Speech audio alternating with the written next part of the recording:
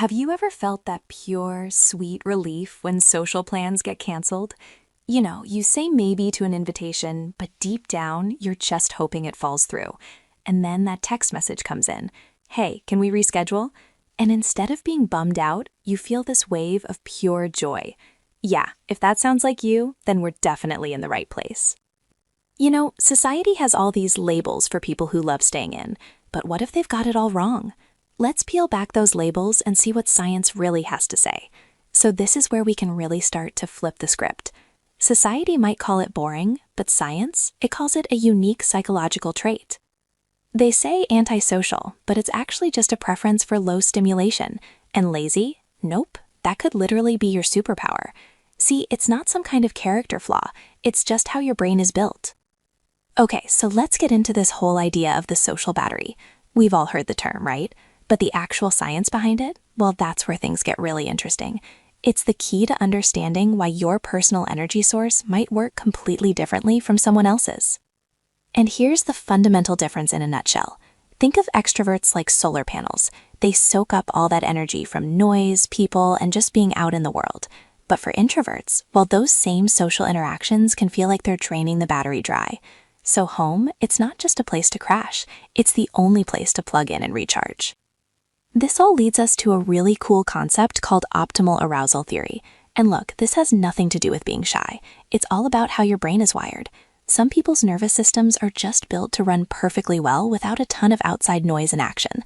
In fact, they feel their best. They function at their peak when things are a little more mellow.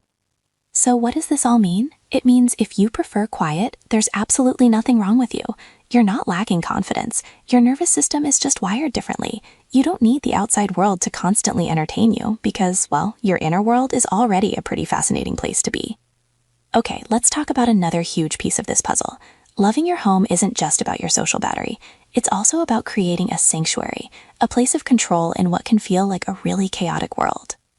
I mean, think about it. We live in this chronically overstimulated world, right? There are constant pings from our phones, endless noise, and we're just soaking up other people's energy all day long. It's a total assault on the senses. And if you're a sensitive person, it's not just annoying, it's completely exhausting. Out in the world, anything can happen. It's totally unpredictable. But at home, you're the one in charge. You control the lights, the sounds, the smells, the whole vibe. And for people with high sensitivity or anxiety, that control isn't some nice little luxury. It's a straight-up survival mechanism. So let's reframe this one more time because it's so important. Staying home isn't about avoidance. It's intuitive emotional regulation. It's you actively managing your nervous system. It's the one place where you can finally let your guard down and just be. All right, so we've talked about recharging and having a sense of control, but there's another incredible benefit to loving your own space.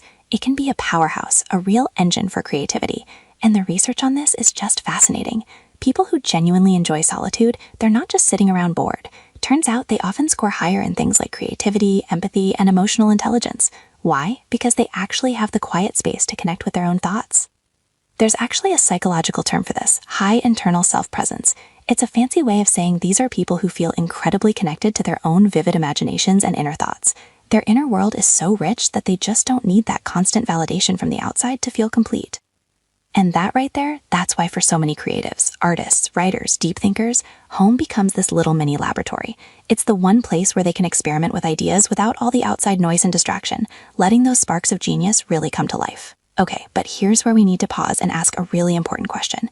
There's a crucial line we need to draw here, and it requires being honest with ourselves. We have to make sure our quiet time is actually helping us, not holding us back. So here it is. Ask yourself this.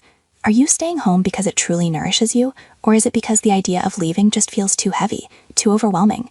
Because there's a world of difference between those two things. Let's break it down. Peace, that's chosen solitude. It's a sanctuary that recharges and nourishes you. Hiding, on the other hand, is driven by fear. That's when your home stops being a sanctuary and starts feeling like a cage. Resting is healthy. Hiding is something else entirely. Loneliness isn't something you choose. Ultimately, it's all about balance, right? If your comfort zone starts to feel less like a comfort and more like a reason you feel stuck, that's a sign. It might be time to gently, and I mean gently, push those boundaries a little bit and reconnect with the outside world. It doesn't have to be a huge party. Even just a short walk can make a difference. So let's wrap this up with a really powerful thought.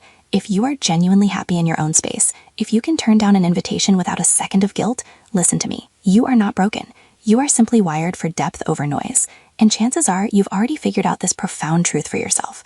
Real, authentic peace feels so much better than constantly having to perform for others. Choosing a quiet life isn't a sign of failure. It's a conscious and often very fulfilling choice.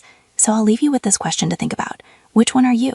Are you the introvert just recharging your batteries? The creative soul building entire worlds inside your own lab? Or maybe you're just someone who needs a much-deserved break from this crazy, loud world. Whatever your reason, know this. Your quiet isn't weakness. It's powerful. If this video made you see yourself a little more clearly, consider liking the video and subscribe for more simple psychology and upcoming videos. And remember, understanding yourself is the first step to changing your life. I'll see you in the next video. Until then, take care. Bye.